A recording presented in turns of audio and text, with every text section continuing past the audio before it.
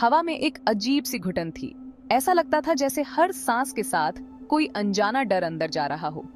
गीली मिट्टी और अनकही डर की गंध। डिसूजा चौल। यहाँ की हर गली, हर कोना एक कहानी कहता था। एक ऐसी जगह जहाँ आम जिंदगी और रहस्य साथ साथ चलते थे। दिन में यहाँ की गलियां बच्चों की हंसी और औरतों की गपशप से गूंजती थीं, लेकिन रात होते ही ये गलियां बदल जाती थीं, जहाँ परछाइयों में राज छुपे थे और फुसफुसाहटें जिंदा लोगों को डराती थीं।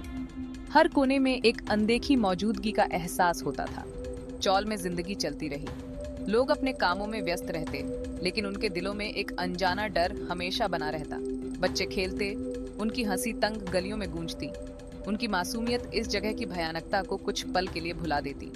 औरतें कुएं पर गपशप करती, उनकी आवाजें सन्नाटे में धीमी गूंज की तरह होती। उनकी बातें अक्सर इस जगह के रहस्यों पर ही होती, लेकिन इस आम जिंदगी के पीछे एक सिहरन हमेशा बनी रहती थी, जैसे कोई छुपकर देख रहा हो, हर कदम पर नजर रख रहा हो। एक अनदेखी मौजूदगी की याद दिलाती हुई जो उनकी जिंदगी में बसी हुई थी। ये छाया, ये फुसफुसाहटें डिसूजा चौल की पहचान बन चुकी थीं। यहाँ की हर रात एक नई कहानी कहती थी, एक नई सिहरन देती थी। कुआं, जिंदगी का स्रोत और एक त्रासदी का प्रतीक। कहते हैं कि एक नई नवेली दुल्हन इसी कुएं में अपनी मौत से मिली थी। कुछ ने कहा एक दर्दनाक हादसा, कुछ ने कहा एक साजिश। सच्चाई वक्त के साथ खो गई, लेकिन उसकी यादें रह गईं। एक आत्मा हमेशा के लिए चौल से बंध गई।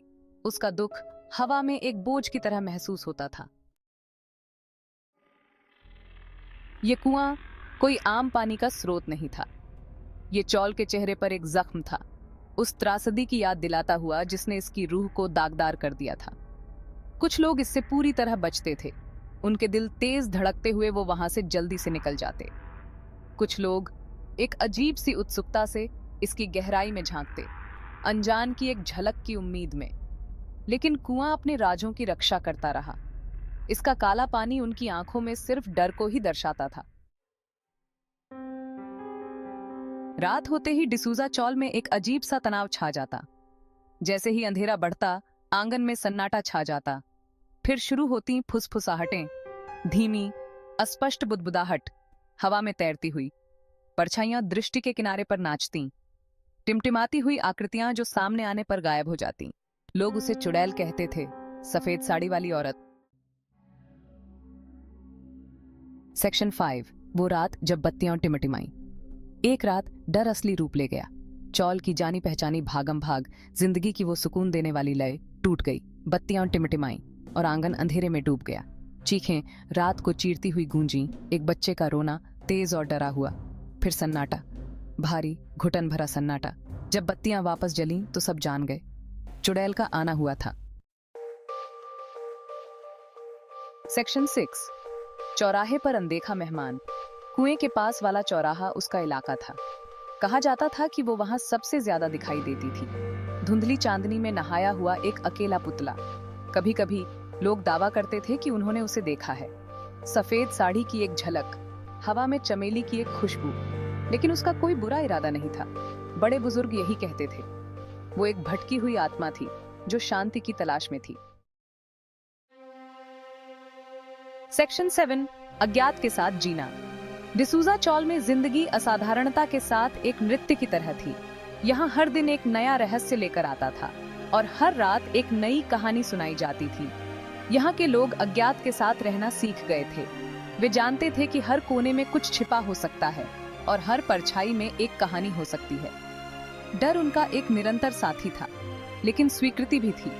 वे जानते थे कि डर के साथ जीना ही उनकी नियति थी और उन्होंने इसे स्वीकार कर लिया था। वो चुड़ैल की कहानियां सुनाते, उनकी आवाजों में दहशत और विस्मय का मिश्रण होता। हर कहानी में एक नया मोड़ होता और हर मोड़ पर एक नया रहस्य। कुछ लोग इसे अंधविश्वास मानते थे। वे कहते थे कि ये सब मन का भ्रम है और इसमें कोई सच्चाई नहीं है। अन्य लोगों ने इसे अपनी जिंदगी के एक हिस्से के रूप में अपना लिया था। उनके लिए ये रहस्य और डर उनकी रोजमर्रा की जिंदगी का हिस्सा बन गए थे। लेकिन एक बात स्थिर रही। समय बीतता गया, लेकिन डिसूजा चौल का रहस्य वही रहा। डिसूजा चौल का ये रहस्य सिर्फ एक भूतिया कहानी से कहीं बढ़कर था। ये एक ऐसी गाथा थी जो पीढ़ियों से चली आ रही थी और हर पीढ़ी ने इसमें कुछ नया जोड़ा।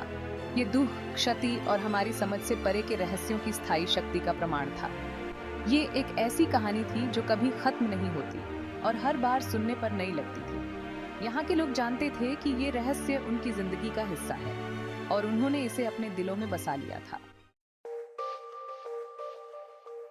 हर साल उसकी पुण्यतिथि पर निवासी एक छोटा सा समारोह आयोजित करते थे। वे कुएं के पास फूल चढ़ाते, उनकी खुशबू बहुत जल्दी खोई हुई आत्मा के लिए एक मार्मिक भेंट होती। वे अगरबत्ती जलाते, धुआं रात की हवा में घूमता हुआ उनकी शांति के लिए प्रार्थनाएं लेकर जाता। यह स्मरण की रात होती थी, अतीत से जोड़ने वाले अदृश्य धागों को स्वीकार करने की एक रात। जीवन और मृत्यु, खुशी और दुख, ये अस्तित्व की लय थी। डिसूजा चौल इस शाश्वत नृत्य का एक सूक्ष्म जगत था। भूत जीवन की नाजुकता की मार्मिक याद दिलाता है, निवासी स्थायी मानवीय भावना का प्रमाण, चौल इन सब का मूक गवाह। क्या डिसूजा चौल का ये रहस्य महज एक स्थानीय किंवदंती थी, अति सक्रिय कल्पनाओं की उपज, या यह कुछ गहराई से बात करता था? अज्ञात का एक आदिम भय, स्मृति की दृढ़ता, जीते और खोए जीवन की गूंज। शायद भूत एक दर्पण था जो हमारी अपनी चिंताओं और अनकहे भय को हम पर वापस प्रतिबिंबित करता था। चहल पहल वाले मुंबई के बीचों बीच, जहां हर कोई अपनी अपनी जिंदगी की दौड़ में व्यस्त था, एक ऐसी जगह थी जो समय के साथ ठहर सी गई थी। शहर की जिंदगी के शोर के बीच डिसूजा चौल खड़ा था। यह एक ऐसा स्थान था जो अपने आप में एक इतिहास समेटे हुए था, जहां हर ईंट और हर दीवार के पीछे एक कहानी छुपी थी। एक ऐसी जगह जहां देखे और अनदेखे के बीच का पर्दा पतला था। यहाँ की गलियों में चलते हुए ऐसा लगता था मानो समय ने यहाँ अपनी गति धीमी कर दी हो। उस युवती का भूत एक भूतिया मौजूदगी, लेकिन द्वेष का नहीं। वह एक रहस्यमयी शक्ति थी जो किसी को डराने के लिए नहीं, बल्कि एक संदेश देने के लिए वहां थी। वह दुख, क्षति और स्मृति की स्थायी शक्ति का प्रतीक थी। उसकी आंखों में एक गहरी उदासी थी जो उसके अतीत की कहानियों को बयां करती थी, और उसकी उपस्थिति में निवासियों को एक अजीब सी सांत्वना मिली। वे जानते थे कि वे अकेले नहीं थे, कि उनके दुख और उनकी परेशानियों को कोई समझता था। एक याद दिलाता है कि वे अपने डर, अपने दुख, अपनी मानवता में अकेले नहीं थे। ये एक सामूहिक अनुभव था जो उन्हें एक दूसरे के करीब लाता था। डिसूजा चौल में जीवन, भय और स्वीकृति, दुख और आशा के धागों से बुनी एक टेपेस्ट्री थी। यहाँ के लोग अपने जीवन के हर पहलू को एक साथ जीते थे, चाहे वह खुशी हो या गम। यह मानवीय भावना के लचीलेपन का प्रमाण था। यहाँ के लोग हर मुश्किल का सामना करते थे और हर बार और भी मजबूत होकर उभरते थे।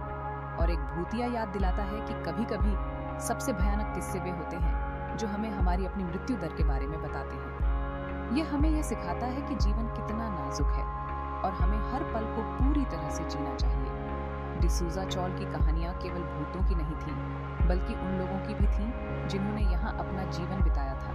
उनकी यादें, उनकी हंसी, उनके आंसू, सब कुछ इन दीवारों में बसा हुआ था। और इन सब के बीच जीवन चलता रहा। बच्चे खेलते रहे, लोग अपने कामों में व्यस्त रहे और समय अपनी गति से चलता रहा। लेकिन उन सब के बीच एक अजीब सी शांति थी, एक सांत्वना थी जो केवल डिसूजा चौल में ही मिल सकती थी। जैसे जैसे सूरज ढलता और अंधेरा छाने लगता, डिसूजा चौल की कहानियां और भी जीवंत हो जाती। यह एक ऐसा स्थान था जहां अंधेरे में भी रोशनी की किरणें मिलती थीं और जहां हर छाया में एक कहानी छुपी होती थी।